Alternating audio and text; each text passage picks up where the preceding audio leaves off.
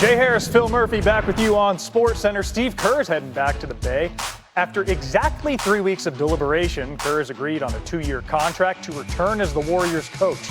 Kerr will remain the highest paid coach in the league per league sources. Next season will be his 13th on the Golden State bench.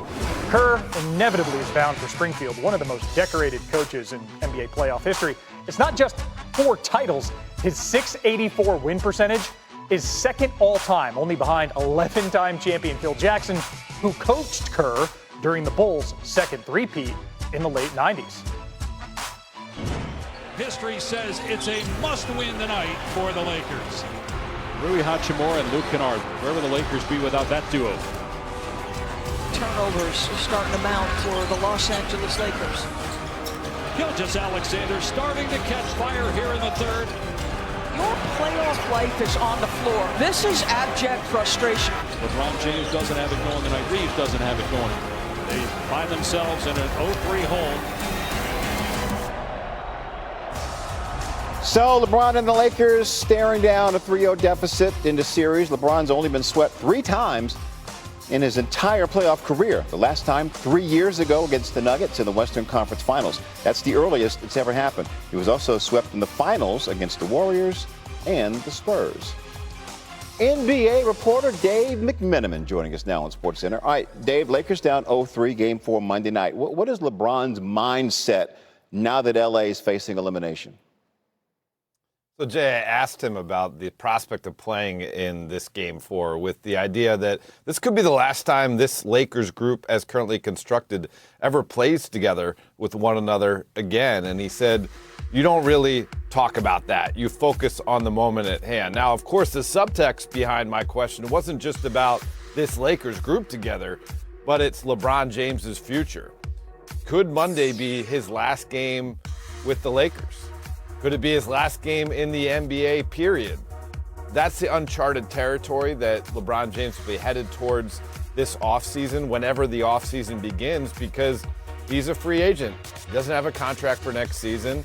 And whenever he's been asked about next season, he hasn't given a clear answer thus far. So, we'll see if that adds another element to the atmosphere at Crypto.com arena, because we could be looking at the last game LeBron ever plays for the Lakers after 8 seasons with the franchise. Yeah, lots of uncharted territory, as you said. Dave, LA's actually done a good job of limiting SGA's impact in this series, holding him to an average of 21 points a game. But they're still down 3-0. Why? Yeah, Jay, 10 points fewer per game for Shea than he did in the regular season, and he's shooting 45% in the series when he shot 55% during the regular season. So you'd say, wow, great job by the Lakers defense. The problem is basketball games involve 2 halves. So the Lakers are getting outscored by 19.7 points per game in this series. 18 points of them are coming after halftime. The Lakers are just getting boat raced in the third quarter. That was the same story on Game 3. The Lakers had a lead going into halftime.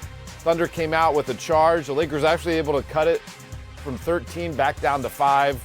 Isaiah Joe hits back-to-back triples, and the Thunder have a double-digit lead heading into the fourth quarter, where they only poured it on more from there. This is a tremendously tough Thunder team. They're deep.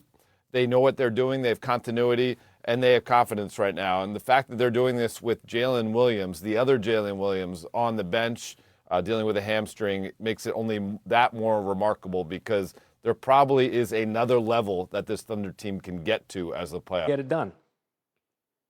Well, look, their defense has been incredible. And this is what championship defense looks like. You take a look at a team that's won 6 straight games. 5 of those, they've held their opponent under 100 points. The lowest points per game given up in the postseason. And to me, that's what's been different about this team. It's the consistent physicality with which they have played across the board. It's not just the bigs. It's everywhere, and it's really made life miserable for these elite scoring wings that they've seen in these 2 series. So for me, that's what has stood out more than anything. And if they want to finish the deal and complete the sweep against a Philly team, even without OG Anunoby, if he doesn't play today, that to me is where they're going to hang their hat, because shot making comes and goes in the postseason. We know that. defense can be consistent, and it certainly has been for the Knicks. All right, if the Sixers are going to extend this series, the shot making needs to show up in a big way. What is the formula for the Sixers to win Game 4 and push this to a fifth game? Yeah, look, when you really break down the series, Game 1, they were coming off the 7-game series with Boston, and they got blown out in New York. You kind of almost saw that coming. When you take a look at Game 2, they were in position to win. One possession game, 4 minutes to go in Madison Square Garden, and their offense completely dries up in the fourth quarter, and certainly right there down the stretch. Same thing happened the other night in their first game in Philly in this series. They're in position mid-third quarter. They're right there. And then the offense completely abandons them. And I think for me, it's Tyrese Maxey. When you take a look at his field goal attempts per game in this series relative to what he did in the regular season, significantly down. It starts with him, but you're going to need Paul George as well, maybe even the rookie VJ Edgecombe to step up. I think their perimeter players have got to make shots if they get into a situation where this is a winnable game in the fourth quarter. The Knicks are trying to end this. They don't want to extend it. They want to get as much rest as they can. If the Philadelphia 76ers want to extend this, get back to Madison Square Garden, get yourself in position, and then have your best offensive player step up and make difficult shots when the situation requires it. They haven't had that in this series. We are going to get our answer. Who shows up? Game 4, afternoon delight, 3:30 p.m. Eastern Time. Tim Legler joining the program this morning on SE. Thanks, Legs. 3-0 in the series. Well, after Game 3, I asked Mike Brown, because he's been around so many iterations of championship teams, does this team have championship poise when you consider all the things that they've done post Game 3 against Atlanta in the first round? They've gone undefeated, and the numbers have been great. And he said, you know what?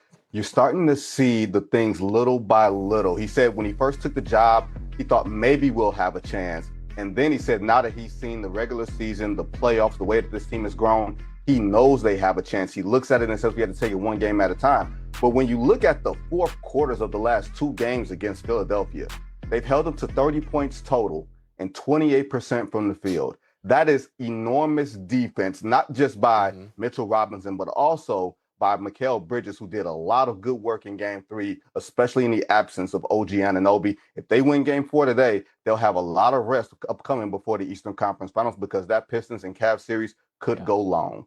And that's the thing. You want to keep the main thing offensively. That's Jalen Brunson. He scored 25 or more in 7 straight playoff games against the Sixers. You don't want to get lost, in the ancillary stuff, the cranberry sauce. You know what I mean? He's Vince Goodwill with the very latest for us on SportsCenter. Thank you, Vince. I see what you did there.